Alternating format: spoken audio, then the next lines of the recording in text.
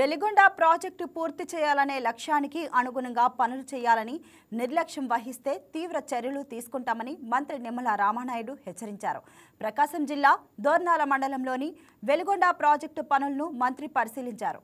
గతంలో feeder canal గండి పూడక పనులు యుద్ధ ప్రాతిపదికన టెన్నల్ డివాటరింగ్ పనులు పూర్తి చేయాలని ఆదేశించినా పూర్తి కాకపోవడంపై అధికారులు ఏజెన్సీపై మంత్రి ఆగ్రహం వ్యక్తం చేశారు. పూర్తి చేయాలనే లక్ష్యం ప్రభుత్వానికి ఉంటే సరిపోదని ఏజెన్సీలు అధికారులు కూడా ఉండాలన్నారు. వెలిగొండ ప్రాజెక్టు పూర్తి చేసి ప్రకాశం జిల్లా రైతులకు సాగు తాగునీటి కష్టాలు తీరుస్తామని మంత్రి నిమ్మల రామానాయుడు హామీ ఇచ్చారు. మొన్న 7వ తేదీన ఇన్స్పెక్షన్కి వచ్చినప్పుడు ఆ రోజు క్లియర్గా ఇన్స్ట్రక్షన్స్ ఇవ్వడం జరిగింది.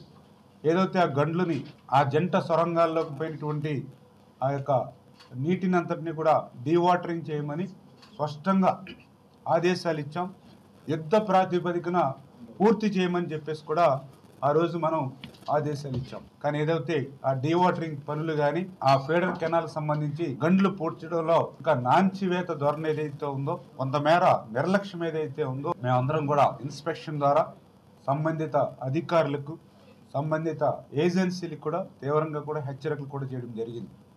ఎందుకంటే చంద్రబాబు నాయుడు గారు చాలా క్లియర్గా రేపు 2026 కల్లా ఈ వెలిగొండను పూర్తి చేయాలని ఏదైతే ఆయన లక్ష్యం పెట్టుకున్నారో, ఆయన లక్ష్యానికి అనుగుణంగా పనులు పూర్తి కాకపోతే అటు అధికారులైనా ఇటు ఏజెన్సీలపైనైనా తీవ్రమైనటువంటి చర్యలు తీసుకుంటామని చెప్పడం కూడా ఈరోజు చెప్పడం జరిగింది.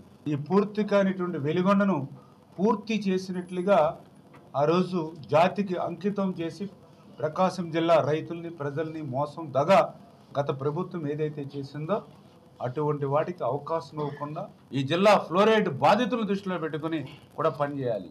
ఆ వెలిగొండ మన హయాంలో పూర్తవుతే